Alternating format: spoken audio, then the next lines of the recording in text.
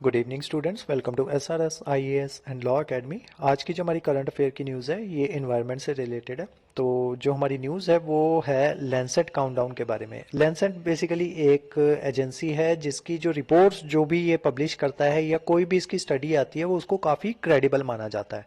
तो अगर हम इनकी स्टडी या फिर इनकी रिपोर्ट की कुछ भी बातें जो है अगर हम अपने आंसर में मेंशन करते हैं तो उसको उसकी जो है काफ़ी महत्वता रहती है। ठीक है, तो रिसेंटली इन्होंने जो है एक रिपोर्ट जो है वो पब्लिश की है। रिपोर्ट है the Lancet countdown on health and climate change.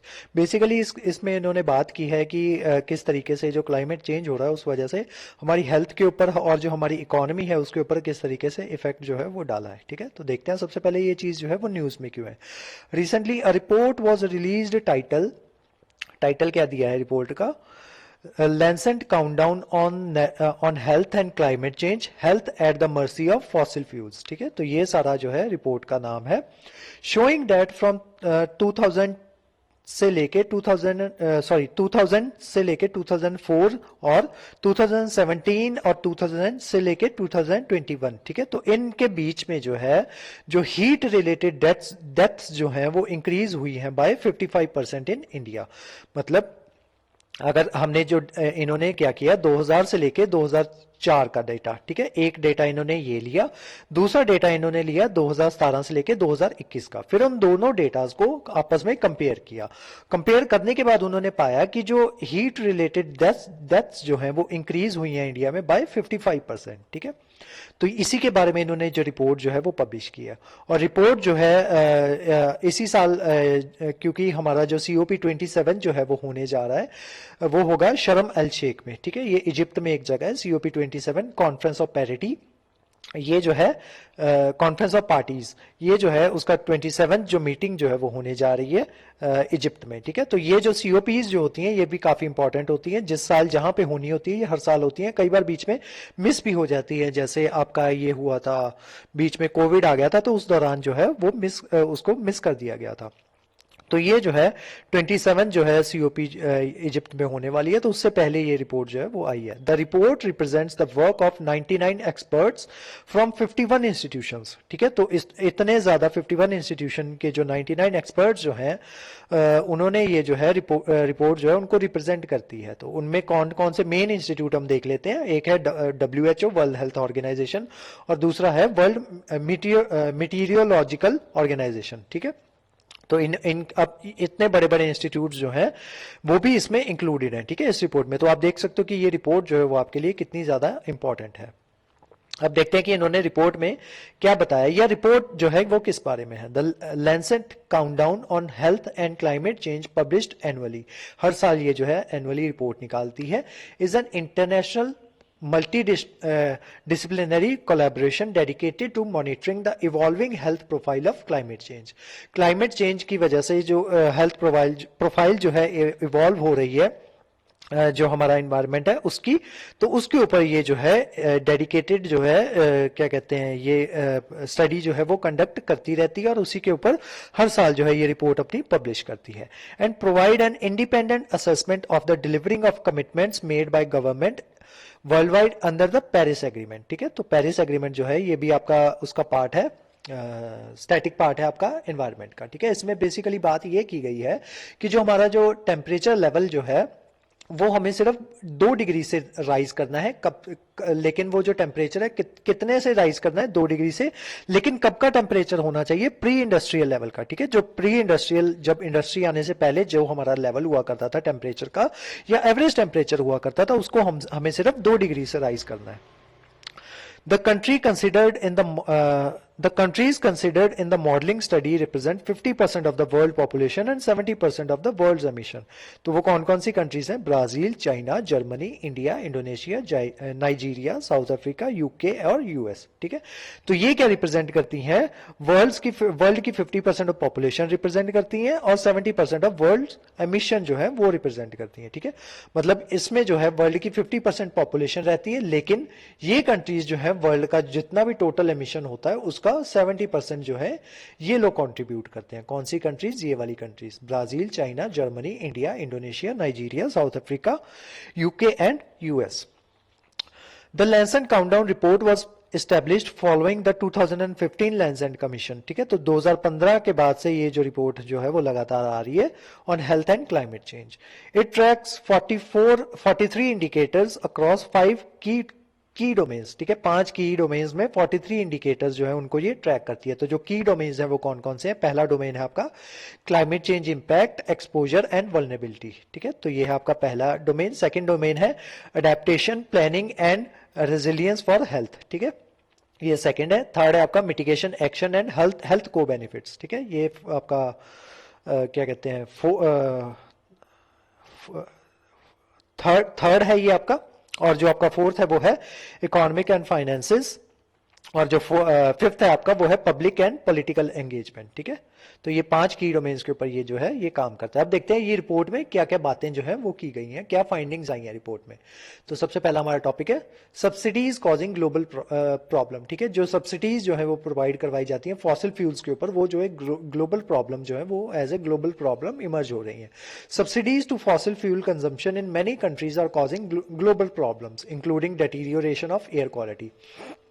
अब ये जो आपके फॉसिल फ्यूल्स जो हैं जिनके ऊपर जब सब्सिडी दी जाती है तो लोग जो है ज्यादा फॉसिल फ्यूल खरीदते हैं और उसकी ज्यादा कंजम्पशन करते हैं, जिस वजह से क्या होता है कि जो एयर क्वालिटी के ऊपर उसका जो है इम्पैक्ट करता है, वो जो आपकी एयर क्वालिटी है उसको डेटीरियोरेट करती है। Then declining in food output, ठीक है, फूड जो आउटपुट है उसमें डिक्लाइन आ रहा है। And increase in risk of infectious disease link to higher carbon emissions, ठीक है। जो कार्बन एमिशंस की वजह से जो रिस्क है इन्फेक्शियस डिजीज का वो भी इससे ज्यादा बढ़ रहा है। उसके अलावा in 2021 80% of countries reviewed provided some form of fossil fuel subsidy totalling USD 400 billion, ठीक है। ये 80% ऑफ द कंट्रीज ने ये रिव्यू किया कि कुछ फॉसिल फ्यूल्स के ऊपर सब्सिडी जो अगर उनकी टोटल काउंट की जाए तो वो कितनी बनती है, 400 बिलियन US डॉलर्स के इक्वलेंट बनती है। इन 2019 India spend net USD 34 billion on fossil fuel subsidies. India ने 2019 में क्या किया था कि 34 बिलियन USD डॉलर्स की जो है सब्सिडी जो है अपनी कंट्री को प्रोवाइड करवाई थी, जो कि अकाउंट करती है 5% of total national health spending, कि इंडिया की जो 5% of total national health spending है वो इसके बराबर है, ठीक है। मतलब 5% कितना बनता है इंडिया का, 34 billion. Over 3,30,000 people died in India in 2020 as a result of exposure to fossil fuel pollutants। जो फॉसिल फ्यूल की वजह से जो पॉल्यूटेंट्स जो है उनकी वजह से ऑलमोस्ट 3,30,000 लोगों की जो इंडिया में मौत हो गई थी 2020 में। Effect of rising temperature on age groups. अब वेरियस एज ग्रुप्स के ऊपर क्या इफेक्ट पड़ता है राइजिंग टेम्परेचर का। फ्रॉम 2012 और 21 का जब डेटा उन्होंने लिया तो उसमें पाया उन्होंने कि जो इन्फेंट्स जो हैं जिनकी उम्र जो है 1 साल से कम है वो एक्सपीरियंस करते हैं on an average of 72 million more person days of heat waves per year compare to 1985 to 2005, ठीक है। तो 2 डेटा उन्होंने कलेक्ट किए हैं, 2 डेटा को कंपेयर किया। पहला डेटा है आपका 1985 और 2005 के बीच का डेटा, सेकंड डेटा है 2012 से लेके 2021 के बीच का डेटा।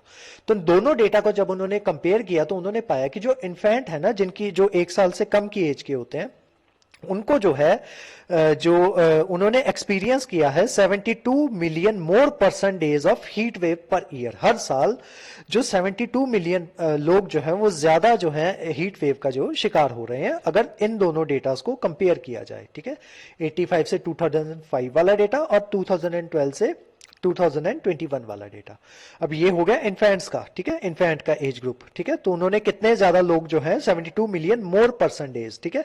तो इतने पर्सन डेज जो है हीट वेव जो है उन्होंने एक्सपीरियंस किया है हर साल में। नेक्स्ट देखते हैं अडल्ट्स जिनकी एज 65 से ज्यादा है। In India experience 301 million more person days during the same time period, ठीक है। तो उन्होंने कितना एक्सपीरियंस किया है 301 मिलियन मोर पर्सन डेज, ठीक है। उसके अलावा फ्रॉम 2004 टू 2000 से लेके 2004 के बीच का डेटा और 2017 से लेके 21 के बीच का डेटा, तो उसमें ये जो पाया है उन्होंने इस रिपोर्ट में ये पाया गया है कि जो डेथ्स जो है वो इंक्रीज हुई है 55%, ठीक है। मान लो अगर 2017 में हीट वेव्स की वजह से 100 डेथ्स जो है वो कॉज हो रही थी 2017 से लेके सॉरी 2000 से लेके 2004 के बीच में अगर 100 डेथ्स जो हैं हीट वेव्स की वजह से कॉज हो रही थी, तो वही डेथ्स जो हैं वो 155 पहुंच चुकी हैं 2017 से लेके 2021 के बीच में, ठीक है। ये डेटा ये कह रहा है, मतलब रिपोर्ट में हमने ये पाया। उसके अलावा जीडीपी के ऊपर क्या इंपैक्ट पड़ा है वो देखते हैं।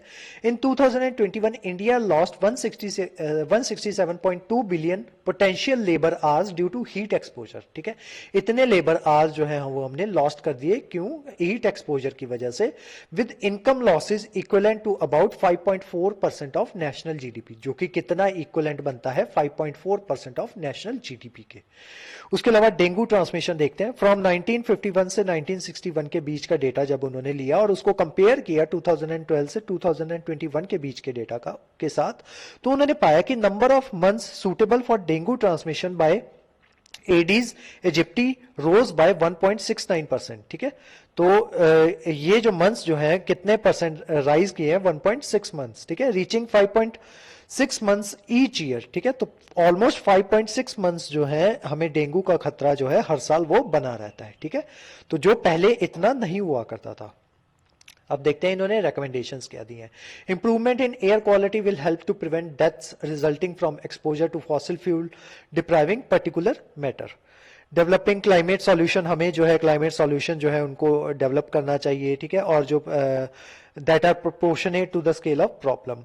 The climate crisis is endangering not only the health of the planet but also the health of people everywhere, ठीक है। तो ये जो recommendations जो है वो कुछ दी है, उसके लिए उन्होंने बोला है कि जो गवर्नमेंट है उन्होंने उनको जो है ज्यादा अटेंशन जो है वो पे करनी चाहिए और इन्वेस्ट ज्यादा करना चाहिए रिसोर्सेज में।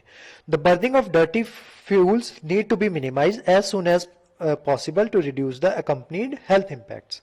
अब कुछ इनिशिएटिव्स जो है गवर्नमेंट ऑफ इंडिया द्वारा जो लिए गए हैं उनको देख लेते हैं। System of air quality and weather forecasting and research, ठीक है। तो ये पोर्टल जो है इन्होंने बनाया है, सफर पोर्टल के नाम से इसको जाना जाता है। तो ये जो है ये एयर क्वालिटी को मेजर करता रहता है। उसके अलावा एयर क्वालिटी इंडेक्स जो है वो बनाया गवर्नमेंट ने। उसके अलावा ग्रेडेड रिस्पॉन्स एक्शन प्लान जो है वो स्पेशली दिल्ली के लिए बनाया गया, ठीक है। उसकी जो एयर क्वालिटी है वो बहुत ज्यादा डिग्रेड हो जाती है इन्हीं मंथ्स में। उसके अलावा BS6 इंजन की तरफ हम शिफ्ट कर गए हैं। उसके अलावा पुश फॉर इलेक्ट्रिक व्हीकल्स जो है उसकी तरफ जो है पुश किया जा रहा है। उसके अलावा new commission for air quality management, then turbo happy seeders machine, ठीक है, ताकि जो है turbo happy seeders machine basically उसके लिए जो आपकी जो इसको जो होती है आपकी पैडी की जो फील्ड्स होती है उनको जला दिया जाता है ना, तो उनको ना जलाया जाए, तो उस वजह से टर्बो हैप्पी सीडर मशीन जो है वो यूज की जाती है ताकि जो स्टबल बर्निंग है उसको रिड्यूस किया जा सके। उसके अलावा national air quality monitoring programme ये एयर क्वालिटी को मॉनिटर करता है। उसके अलावा नेशनल सोलर मिशन इस वजह से लाया गया कि हम फॉसिल फ्यूल्स को बर्न करके जो है इलेक्ट्रिसिटी कम से कम जनरेट करें और ज्यादा से ज्यादा इलेक्ट्रिसिटी जो है आपकी ये जो आपके नेचुरल रिसोर्सेज हैं, जैसे आपका सोलर हो गया, सोलर एनर्जी हो गया, या फिर आपके विंड एनर्जी हो गया, ठीक है, वाटर एनर्जी हो गया टर्बाइंस के द्वारा, तो इसके द्वारा जो है हम क्या कहते हैं जो अपनी इलेक्ट्रिसिटी है वो जनरेट करें। उसके अलावा national wind solar hybrid policy, ठीक है, विंड और सोलर एनर्जी को हाइब्रिड करके जो पॉलिसी बनाई गई है, विंड एनर्जी और सोलर एनर्जी दोनों के साथ जो है इलेक्ट्रिसिटी वो बनाई जाती है, ठीक है। तो ये कुछ आपके इनिशिएटिव्स जो है जो एयर पॉल्यूशन को कंट्रोल करने के लिए इंडिया के द्वारा चलाए गए। ऐसे और भी बहुत से इनिशिएटिव्स हैं, लेकिन इनमें से अगर आप 3-4 भी याद रख लेते हो तो वो भी बहुत है, ठीक है। अगर आप मेंस में अगर आप आंसर लिखना चाहते हो तो 3-4 आप याद रख लो और इनको मेंशन कर दिया करो, ठीक है। तो उससे आपका जो आंसर है वो और बेहतर हो जाता है। बेसिकली इसको वे फॉरवर्ड में लिखा जाता है, ठीक है। तो आज की जो हमारी क्लास थी वो यहीं तक थी। इस क्लास के जो नोट्स हैं वो आपको सेंड कर दिए जाएंगे हमारे टेलीग्राम चैनल पे, और हमारे वेरियस व्हाट्सएप ग्रुप्स जो हैं वहाँ पे भी इसके नोट्स जो है वो सेंड कर दिए जाएंगे। हमारे वेरियस व्हाट्सएप ग्रुप में जुड़ने के लिए इस नंबर पर आप कॉन्टैक्ट कर सकते हो। आपको हमारे ग्रुप में जो है वो ऐड कर दिया जाएगा ताकि आपको फ्री नोट्स और नोटिफिकेशन जो है वो वहाँ पे मिलती रहे। उसके अलावा हमारे किसी भी कोर्स में के बारे में आप इंफॉर्मेशन लेना चाहते हो तो स्क्रीन पे दिए नंबर पे आप कांटेक्ट कर सकते हो। हमारे वेरियस कोर्सेज जो है वो चल रहे हैं, जैसे हमारा यूपीएससी का कोर्स जो है वो चल रहा है और उसका जो फर्स्ट मॉड्यूल जो है एएमसी वो खत्म होने को आया है और नेक्स्ट मॉड्यूल जो है वो हम शुरू करने जा रहे हैं। तो अगर आप नेक्स्ट मॉड्यूल से जो है एडमिशन लेना चाहते हो तो आप वो भी ले सकते हो। और उसके अलावा क्या कहते हैं हमारा जो एक और कोर्स जो है, सॉरी एक और जो बैच जो है हमने इंडियन जुडिशरी का वो भी स्टार्ट किया हुआ है। अगर उसमें आप एनरोल करना चाहते हो तो उसके बारे में भी आप इंफॉर्मेशन यहाँ पे ले सकते हो। और उसके अलावा लॉ ऑफिसर की जो पोस्ट जो है बैंकिंग में वो निकाली हुई है, तो उसके बारे में भी अगर आप इंफॉर्मेशन लेना चाहते हो या एनरोल करवाना चाहते हो तो स्क्रीन पे नंबर पे आप कॉन्टैक्ट कर सकते हो। तो आज की जो क्लास थी वो यहीं तक थी। Thank you so much.